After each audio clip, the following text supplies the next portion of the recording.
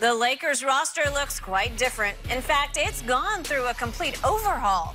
They've added several players, including Anthony Davis, Boogie Cousins, and yesterday, they signed Avery Bradley. But that's not all. Our friend Chris Haynes reports the Lakers intend to start LeBron at point guard next season.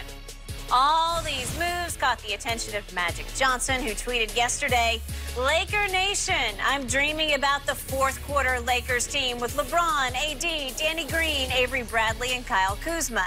That's almost unbeatable." Chris Broussard still hanging with us. What? Chris, do you agree with Magic there? Look, we're talking about this five, right? The bottom line is when you say almost unbeatable, you're putting them in a historical context. So that's overstated. Okay, let's not, we just have to wait and see what they do. Well, at least he said almost. Right, give him almost. I do agree, though, with his sentiment that this team is very strong. And again, I'm talking about that five, which I think could be their starting five. And here's what I like about it. LeBron at point. Nobody in this day and age can control the tempo of a game like LeBron James. That's why I agree. Right? In 2015, when Kyrie's out, Kevin Love's out, he gave the Cavs a chance because he could control tempo. Best three games of his whole career. It was incredible. It was. Even in 2018, I'm sorry, 2016, when they won, look at the scores. I mean, Golden State was a high-scoring, up-tempo team. They beat him, what, 92-89 for the last game? Like, because LeBron can slow it down. He's so big and strong, and he can play point, so he can control tempo. I like that with this group because one of the Lakers' strengths is their size. And if they're going against Golden State or Houston or even the Clippers, those teams are going to be faster, more athletic, but if LeBron can slow it down, then Cousins can become a force. Anthony Davis can use his size. Right, so I like that. Then you got Avery Bradley, who still, he's only 28 years old. He's been around a long time. People may feel like he's older, but he's only 28. Tremendous defender. Okay, when he was at his peak, he was right there with Pat Beverly. He was. Okay, and so you got him to guard the point guards, and he can also shoot the three. He's a 36% three-point shooter, so he can spread the floor. You got Danny Green, good defender. We know can shoot the three, a winner. And then AD, great defender. So now I've got three great defenders in my lineup. And Kuzma, even though I know he only shot 30% from three last year, 36% as a rookie, he's a good shooter. So I think this lineup is very strong. Skip, I would take this closing lineup over Denver for sure. I would take it over Utah for sure. And against the, like I said, the Clippers, Golden State, Houston, they've got a size advantage. So, and LeBron's going to slow it down and make it a big game. So, look, Magic, let's not make him a historical team, but he wasn't too far off on this.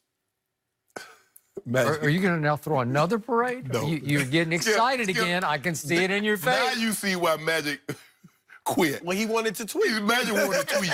You can't tweet like this, Skip, when you work for the organization. You got to get outside the organization. So Magic was going outside from a burner account, tweeting that this is good. Now he gets to be Magic Johnson, Skip. Look, no, this is too far, Skip. But now, look, I like Avery Bradley. But what he does provide them is someone that could guard Steph Curry, that could guard Russ before we know Russ was going to get traded, James Harden. So it gives them that great on-ball defender. Danny Green can also guard. I like that. You go JaVale. JaVale can protect the rim. AD can protect the rim. Now you got Avery. Now you got Green. I don't even know if this is going to be the closing lineup. Maybe KCP. I'm a play-as-you-go guy. You play well, you be in there. If you don't play well, sit your butt on the bench over here with me. That's the way it's going to be. But I like it, Skip. I like what they do. Skip, we scramble. You know, in golf, you don't always hit right there. Sometimes you got to scramble. You know, you're hitting the wood, you're hitting the bunker. You know, Skip, you know about scrambling. Do I? I know you That's do. all I ever do. Yeah, exactly. And I'm pretty good at it. So I like what they've done. I like the lineup. I like the depth that they've added. It's ours to lose. Yours to lose. Less Shannon Sharp. Wow. Interesting. First comment I would like to make is to my man, Magic Johnson, and I love you, Magic, but you just need to back off and stop it for a while. Just lay off for a little while, because he's desperately trying to get back in the good graces of Laker Nation. we're almost unbeatable. It's too late. Wait a second, Magic. You messed up. Yeah, you come here and He's been playing, right? It's too late.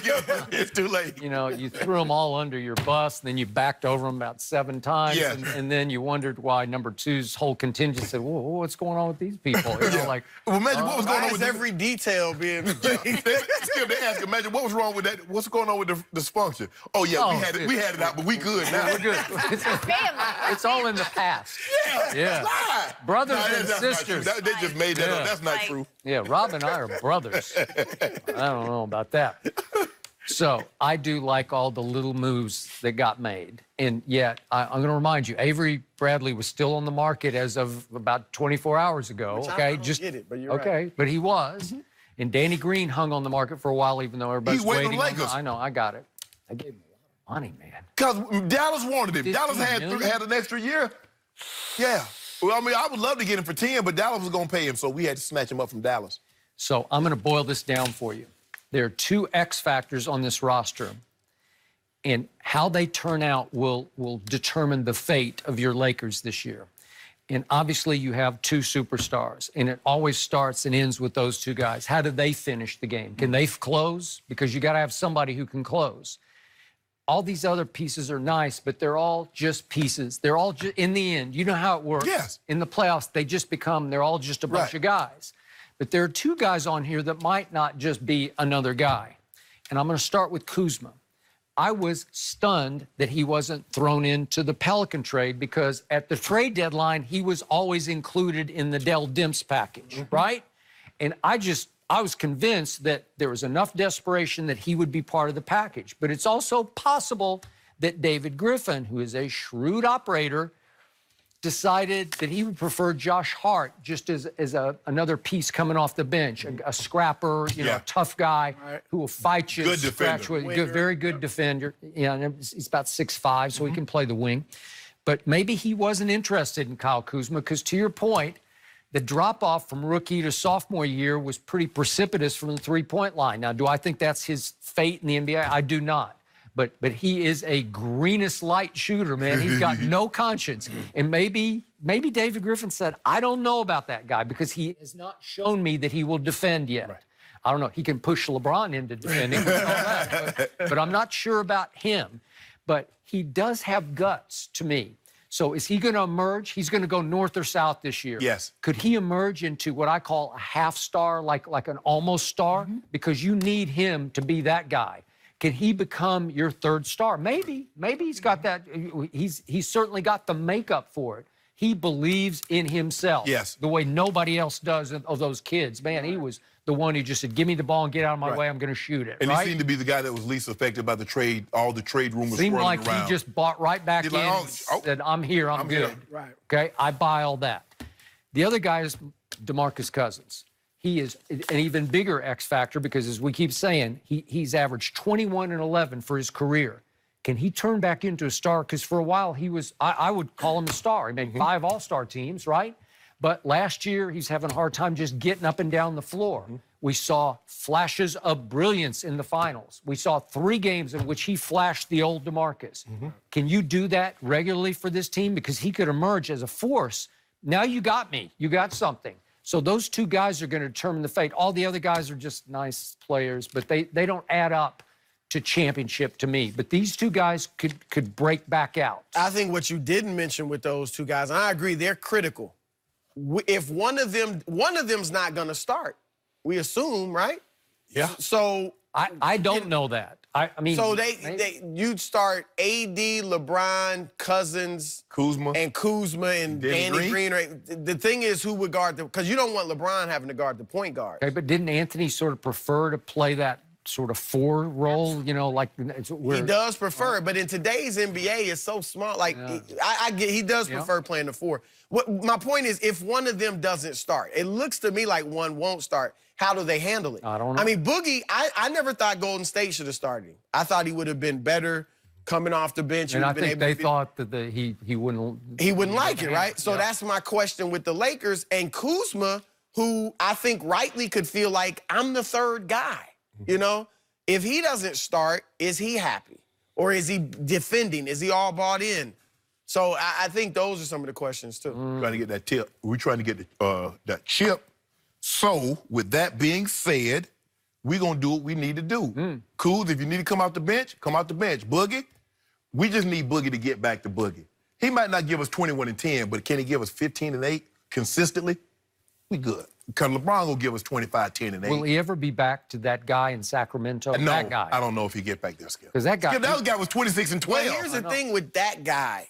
They never won. And they didn't have this around him. So you could be that. He's not going to get those numbers. You know, one reason they didn't win, he just has little to no interest in playing defense. And I've talked to several coaches who've even been in here who have said, man, just get him in the pick and roll, and he's just lost. Yeah. And that's the question with him. Because even if he's scoring, if he's giving it up on the other end, especially he's slow if of he's foot, threes. and then he tears his Achilles and he ruptures his quad.